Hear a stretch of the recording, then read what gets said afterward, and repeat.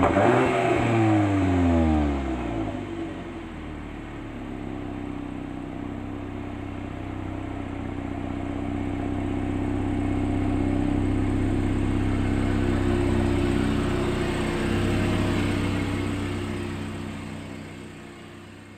this is Mike. Thank you so much for choosing this video. Today we're checking out a 2025 Volkswagen Golf R. This vehicle is sitting on 235/35 Bridgestone tires, wrapped around 19-inch alloy wheels with a gloss gray finish.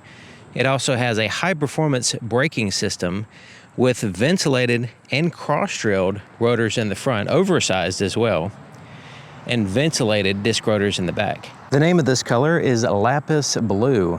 Very impressive. Blue looks good on a small sporty car. I guess because I had a similar color blue RSX and I liked it. But yeah, this is really nice. So it has some gloss black here in the front. This is where they made some changes, some visual changes here in the front. So I don't know if you can tell a difference. I guess if you're a Volkswagen Golf super fan, you'd probably be able to tell the difference. Now, one of the biggest changes here is the emblem is illuminated, and then it has different headlights, and then some changes here in the grille as well. Parking sensors up here. You also have the radar adaptive cruise control right in here, and you can see the parking sensors integrated in this black portion. Now, 2025 is just a refresh, so the basic design of the vehicle basically hasn't really changed a whole lot, which is good because everybody likes it. The people that like Golfs, they want it to look like a Golf, you know. But yeah, looking really nice. It has the blue calipers matching the vehicle, kind of coincidentally, I guess. But yeah, body colored handles. I would definitely tint the windows because the pillars here are gloss black, and that would kind of solidify all the glass.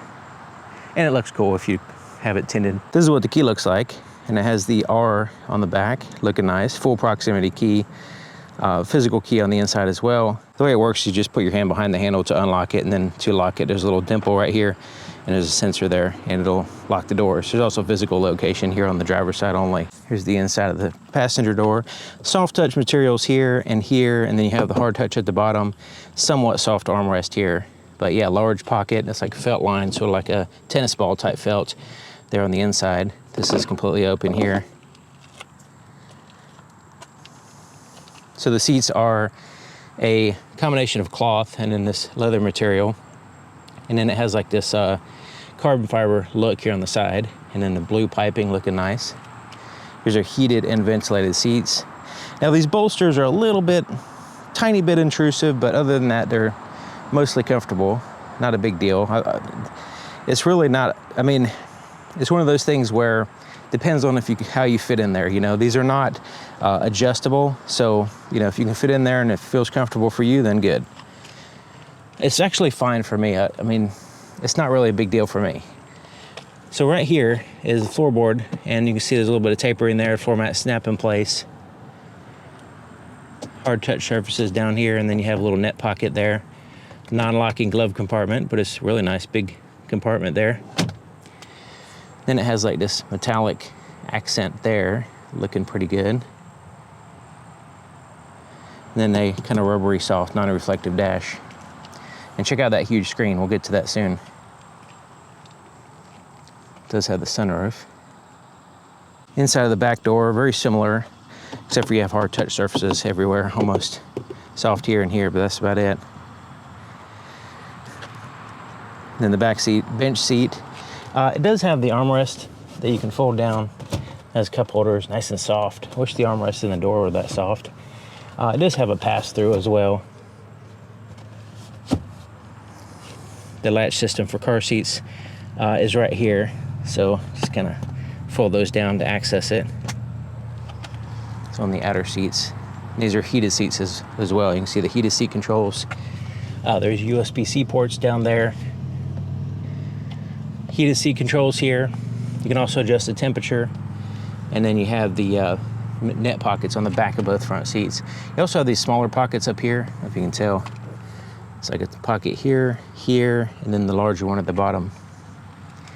Large hump in the middle as well, but the floorboards basically go down in there quite a ways for the outer seat, so feel like a chair, I suppose.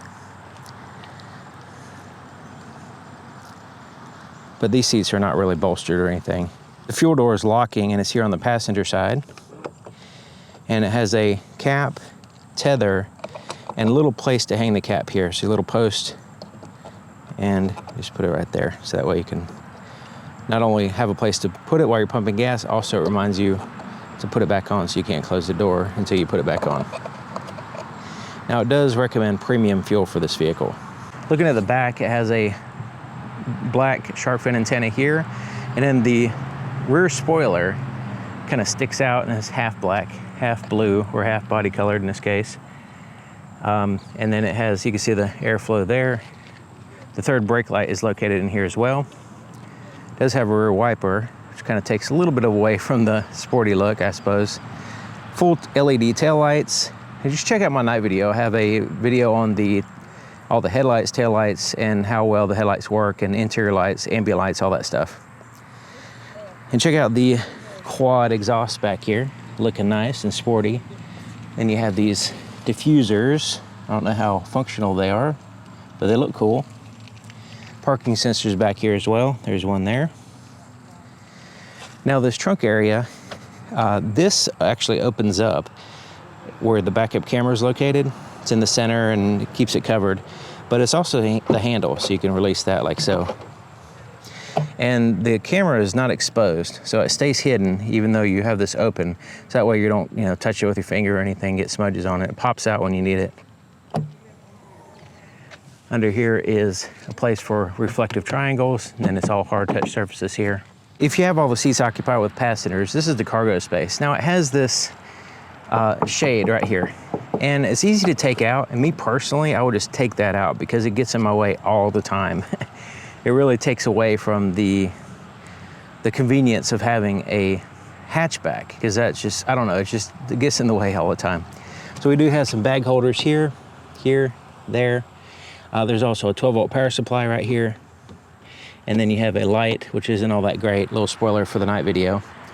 There is a tire inflator kit in here, and it does not have a spare tire, but it does, underneath this cover, does have a subwoofer. So the spare tire would probably be too big to put in here and still have the subfloor storage or whatever. But it's something you might be able to look into. Now this cargo protection system, this is like a cargo mat, which is nice, and it keeps everything in place. But there's these little Velcro, you can see in that bag over there.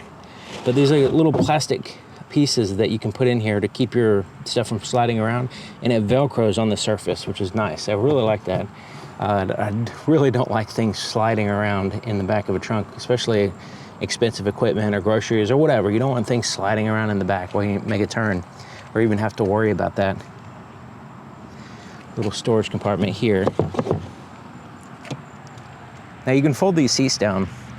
Now you notice it has the pass-through in the middle, and then there's a divider here, so it's a 60-40 split. When you fold the seat down, go ahead and fold this side, you can see it's almost level with the cargo area. So it blends nicely with the cargo area. So when you put a box or something in there, it stays, there's not like a huge height disparity between the cargo area and the back of the seat there. So that makes the cargo area more usable, basically. And you can still maintain passenger space if you need to. So like say you have a car seat over there or a passenger there, you can still fold this down and put a big box in here. And like I said, you can take this out, and I would personally do that unless I absolutely needed it. I like this clock on the screen before you start it up. It shows that, it shows this. Now let's go ahead and start it up. Press and hold the brake with the key inside the vehicle.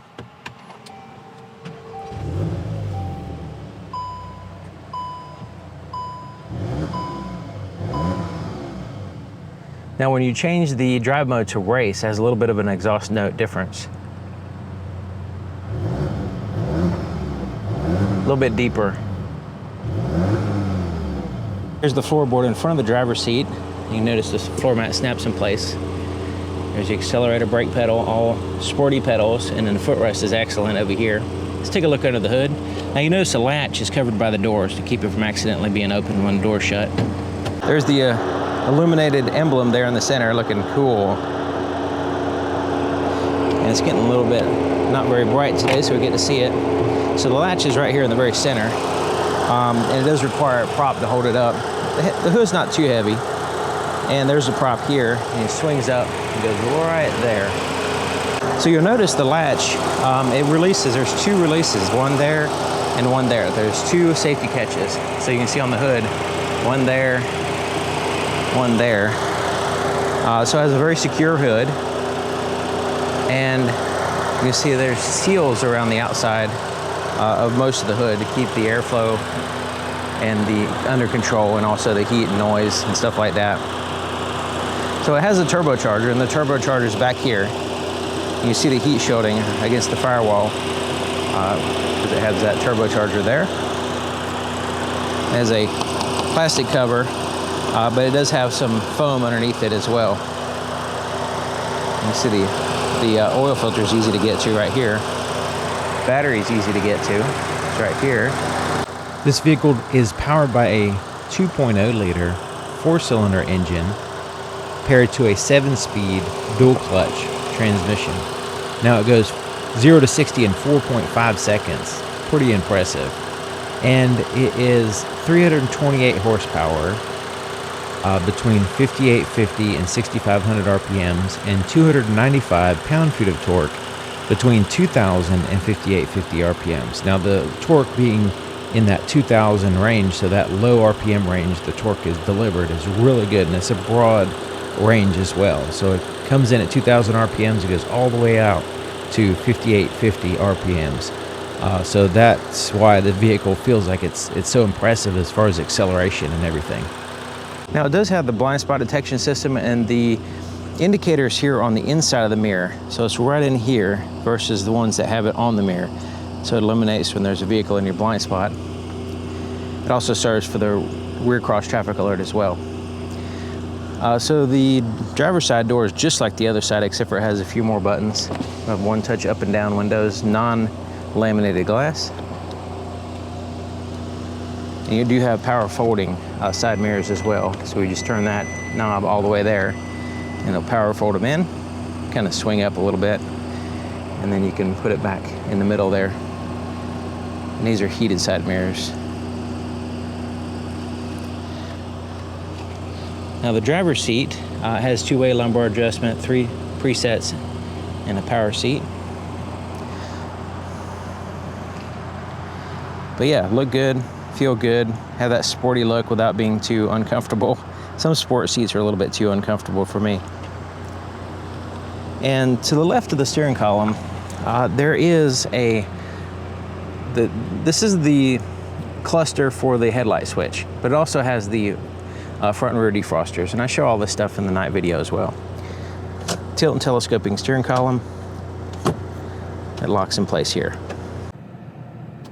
Sitting in the driver's seat, I'm 6 feet tall, and I have the driver's seat all the way back and all the way down to give you an idea of the potential legroom here.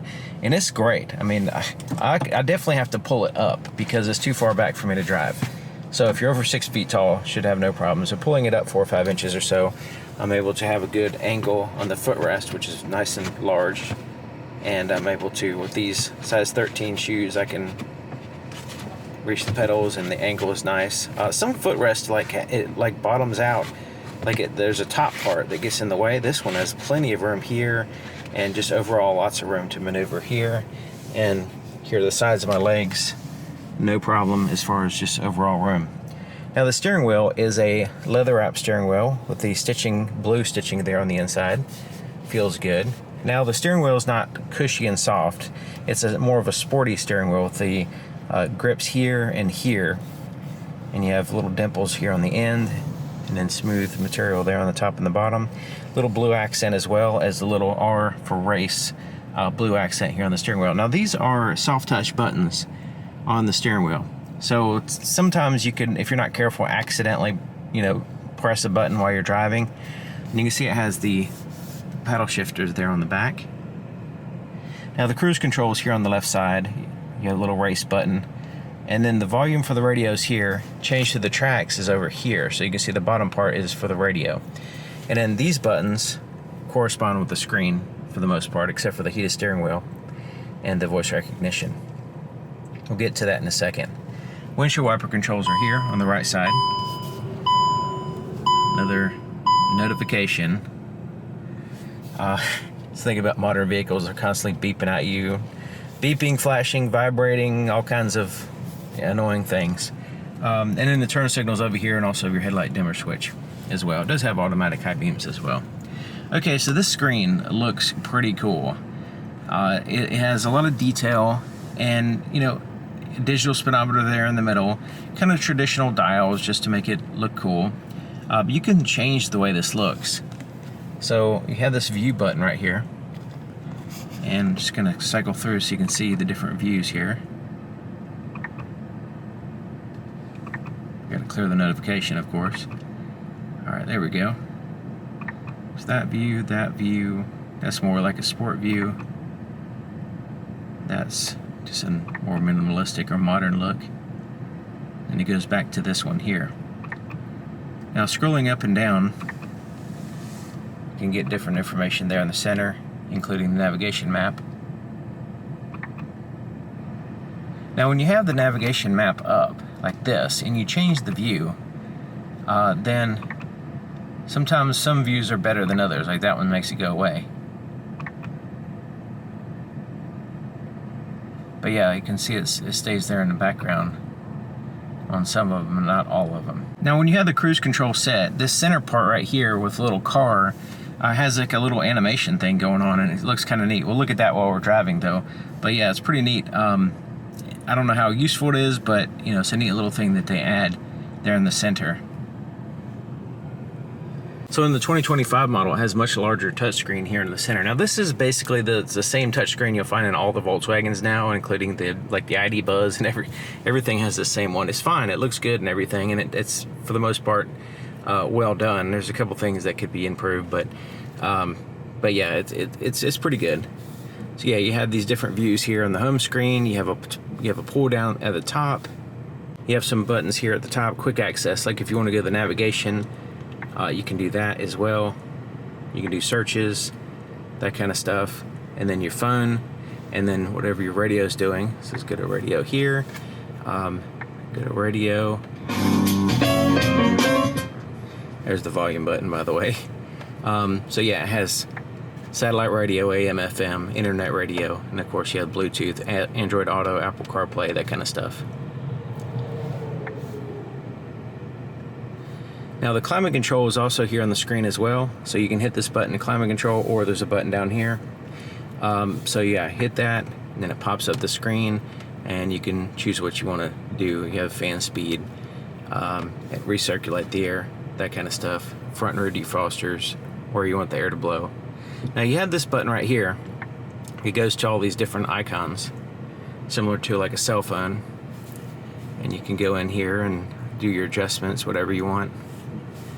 Ambient lights, vehicle settings, which it separates interior and exterior, and you can narrow it down that way. Makes it a little bit more intuitive for, I would say, a lot of people. And then you have the system settings here. Now the drive modes, it has the Eco, Comfort, Sport, Race, and then Custom. So when you go to Race right here, I don't know if you can tell, the exhaust is a little bit louder, basically.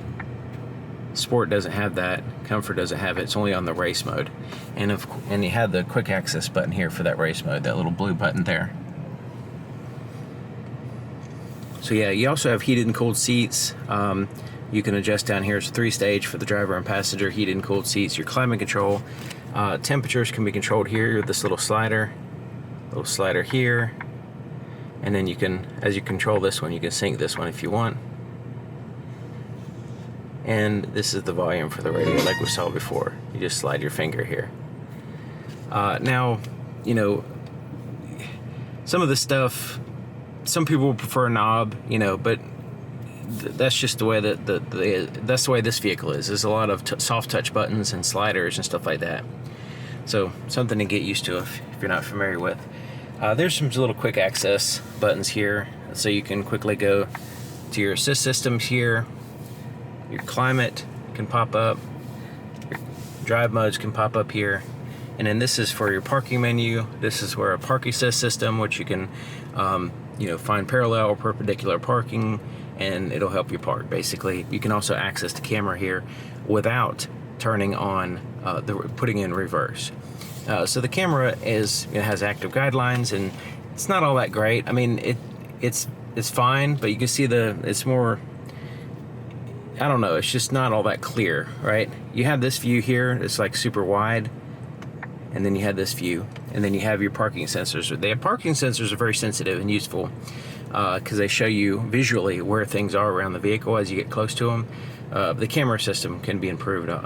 Definitely for like a 2025 model, the visual clarity is not all that great. There's two USB-C ports here. There's also a wireless charger here. And my phone, with the case that it has, which is, you know, I would say on the thicker side, I guess, it charges maybe, you know, 10% of the time. The rest of the time, it'll just pop up here on the screen letting me know it's not charging. At least it does that. But because there's no like status light or anything down here. But when I put my phone there, I like the way it just kind of plops in place. You can just throw it there and it goes in that perfect spot.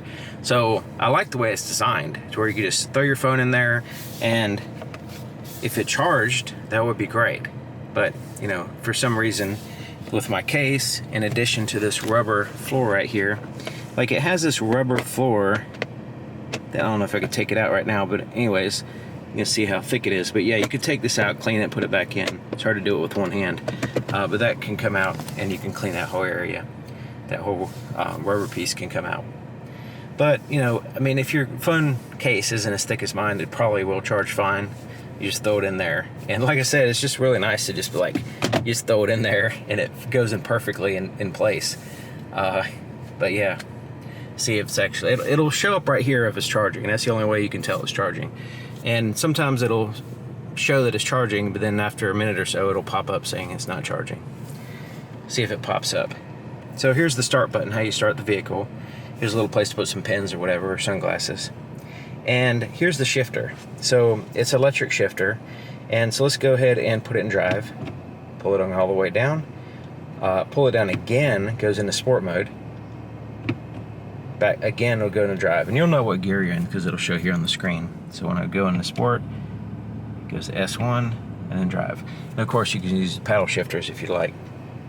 It does shift really fast. It's pretty impressive. So pulling it up a little bit like that will go into neutral. And then you put it all the way up to reverse. And of course the backup camera and all that stuff will pop up. And you have a, you know, like a active lines here as far as where your vehicle is going to go. And to put it in park, there's just simply a button there. So now it's in park. Electronic parking brake is here. It engages the rear wheels. And it has a status light as well. Hold the brake, push it down to release it. Here's a cup holders right here and a little storage area. Press that and it pops up these little arms here. It's kind of cool. You can put them out of the way when you're not using them. This side has like little dimples instead of a spring-loaded arm. 12-volt power supply is here. Kind of interesting place to put it, which I guess is useful for certain scenarios. Got another beeping thing at me.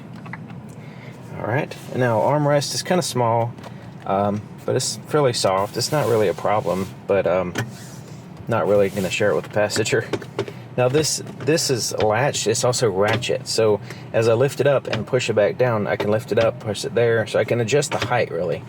And then if I want to reset it, go all the way up. And there's a little tiny compartment here.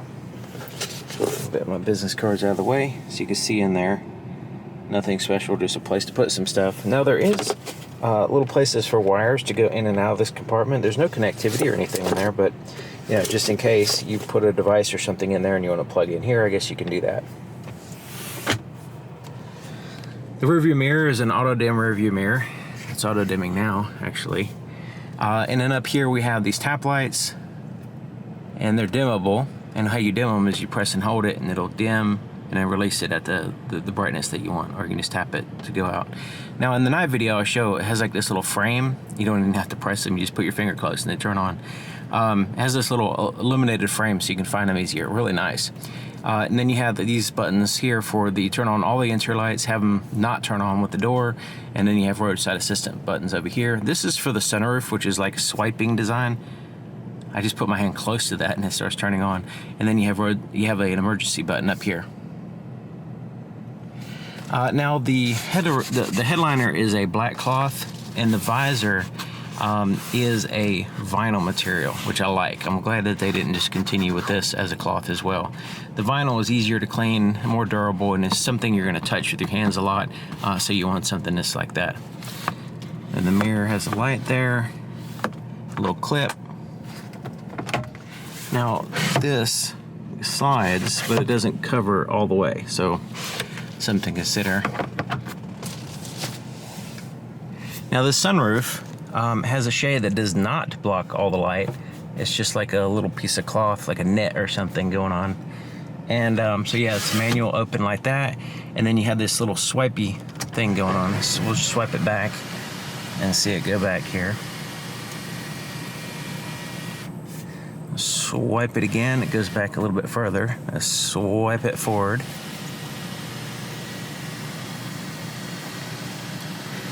And then we'll press up on that. Press it one time in the middle, it'll vent. Press it one time in the middle again, it'll go back down. But yeah, you can feel the heat build up on this thing. And then, you know, sometimes it's nice just to block all the light, but even if it did block all the light, you can still feel on these type of systems, whether it's just a net like that or a cloth, you can still feel heat building up behind it. So when you put it in race mode, you can put it in sport mode. Exhaust note doesn't change. When you put it in race mode, it has a slight different, just a slight little bit of a rumble there.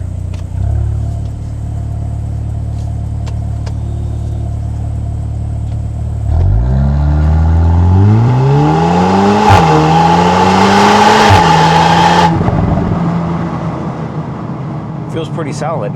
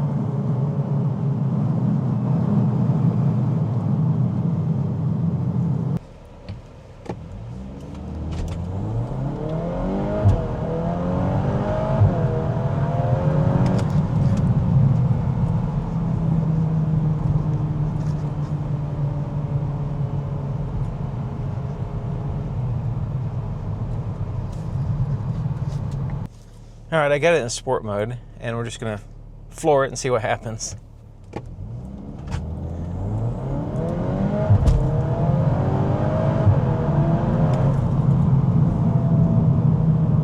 Yeah, very impressive.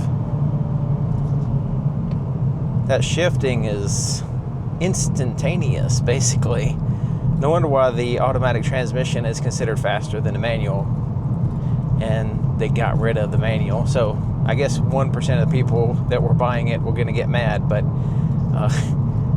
the automatic's pretty impressive. A lot of downshifting going on when I let off the accelerator when it's in sport mode.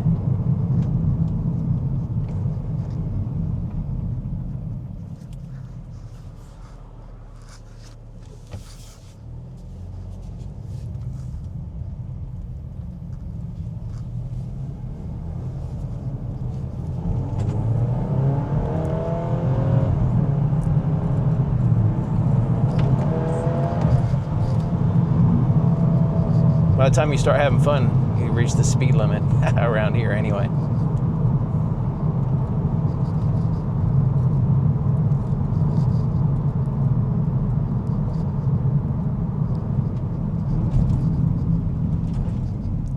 Braking is solid.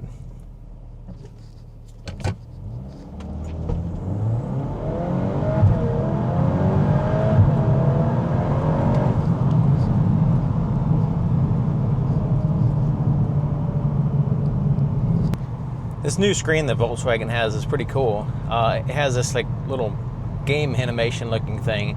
It can tell kind of precisely where you're at in the lane. So as I move left and right, it can kind of shows me where I'm at in the lane. And also it can tell that there's a dotted line right now. So I could pass.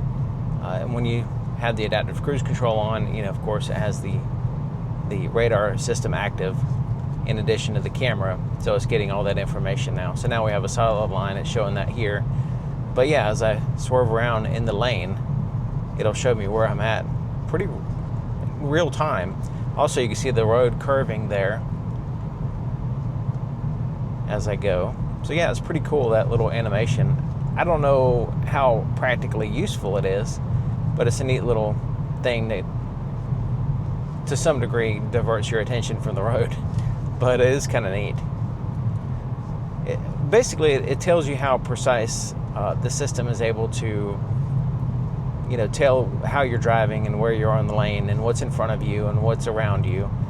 So that kind of like, in a way, you know, it's kind of neat to see how much the vehicle can actually tell, and also how, you know, this is like in real time, you know, so it's not laggy or anything. So it makes you feel confident about the lane keep assist system, the adaptive cruise control, and, you know, being able to function properly if it's able to, you know, tell the surroundings well.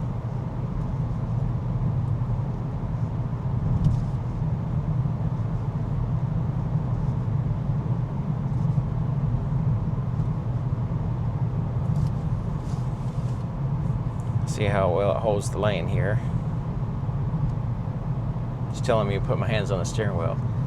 And it has a grip sensor, nice. So it's not relying on just a torque sensor. Yeah, it doesn't fight me at all. And it seems to hold the lane really well. But I don't feel, when I'm holding the steering wheel, I don't feel any kind of like tugging or fighting or anything. You know, some vehicles are they're constantly fighting you, making, you know, pulling you, tugging you left and to the right, and, you know, kind of pushing you into the lane and then beeping at you because you went into the line or whatever.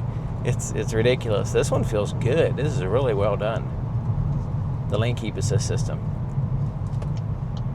And the fact that it has a grip sensor instead of a torque sensor is even better. It's like cherry on top.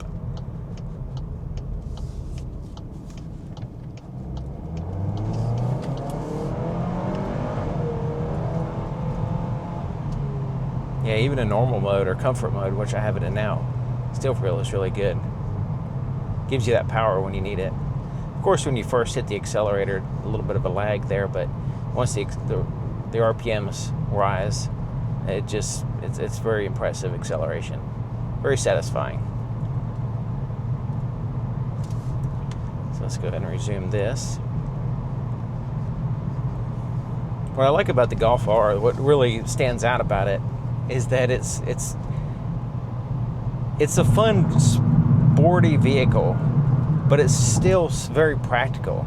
You know, like it has a usable trunk, hatchback, a usable back seat, and passenger space, and the layout is fairly good as far as the way it's designed, where you feel like, even though it's not a huge vehicle, you feel like you have a lot of space, and that you could, you know, I mean, you could have a family and stuff, and you could justify having a fast sports car, and it's also like the family car at the same time.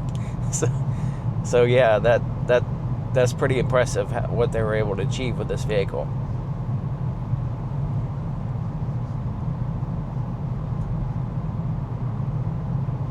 So we have the upgraded screen over here, and then we have the upgraded screen here. The basic form of the vehicle and the basic structure and everything is basically the same with this refresh. You know, they have some different headlights and different external lights, different screens, like I mentioned.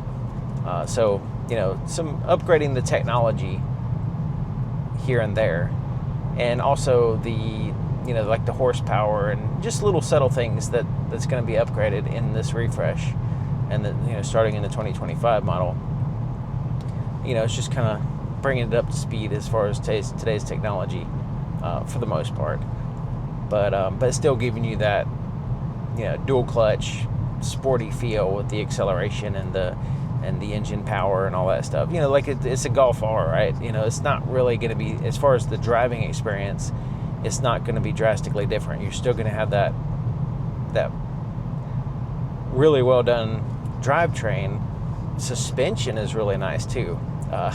That's another thing that's impressive with a sporty vehicle like this, having a nice, comfortable suspension. You know, like, that's surprising. You'd think that it would be all, like, you know, super bumpy and stuff, but it's been, you know, easy to drive and comfortable, and that's like a big deal. You know, with some vehicles, they have, you know, especially sports vehicles, sporty vehicles, they have a suspension that's so rough and kind of takes away from your overall enjoyment of the drive, because it's like, you know, there's all these pluses, but then you get to you actually have to drive the vehicle for a while, and then it's like, you know, maybe if the ride quality's not good, and, you know, and stuff like that, then it gets old after a while, and it makes your enjoyment of driving it diminished.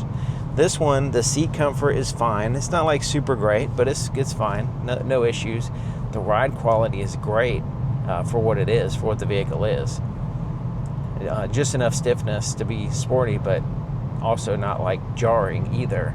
So yeah, overall, this is a really fun to drive vehicle. You know, I'm pretty impressed with it. And to me, you know, like the manual transmission is still fun, but I can understand why they got rid of it, because just very, very, very few people are buying it. And having that as an option, you know, they have to design the transmission, they have to, you know, keep up with everything and have models available and ship them around and stuff. So it's just kind of like, at a certain point, if nobody's buying it, then it's not worth keeping up with it. So, you know, having the automatic transmission that's faster and more efficient and everything is you know, pretty much the way to go.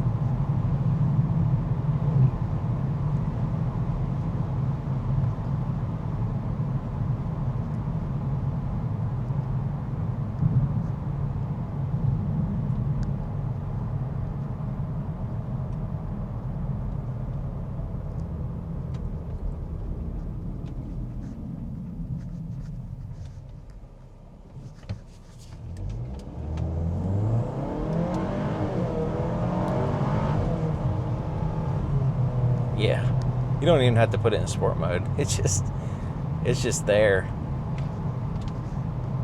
Get that power. Once that little engine starts screaming, then it gives you all the power you need. Really, it's really good.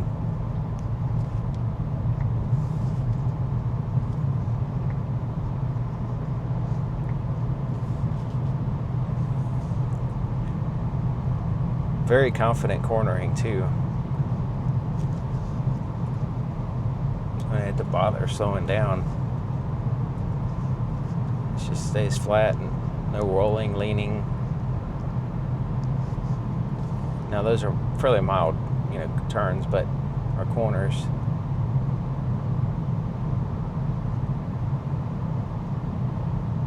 But yeah, they feel good. You can pretty much tell when you go around a corner how it's going to handle even more aggressive one, you know. But yeah, like nothing, you know, that, like, so yeah, the suspension they nailed it with the suspension.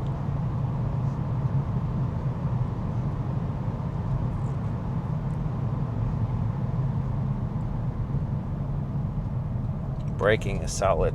Like, I could feel like I could just stop anytime, you know. Feels like there's no straining whatsoever with the braking system.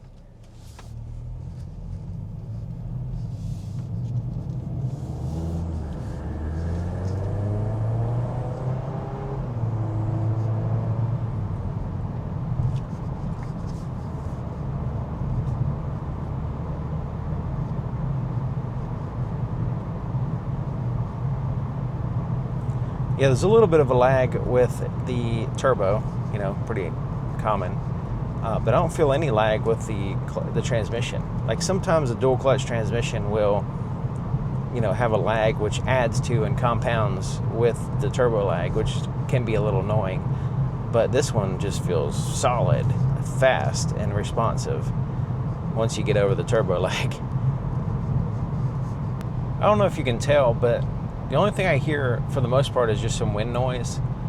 There's a little tiny bit of road noise depending on the road surface, but it's not that bad, considering how low the vehicle is and the low profile tires and all that stuff. We don't really hear much road noise, so they were able to isolate that fairly well. I mean, you can hear a little bit, just like you can hear a little bit of wind noise, but overall it's relatively quiet for the type of vehicle it is. It's really good in that regard.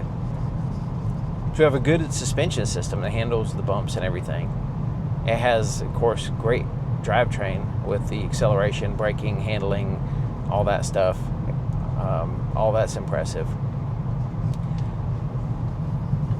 Very usable space with a hatchback and plenty of room inside.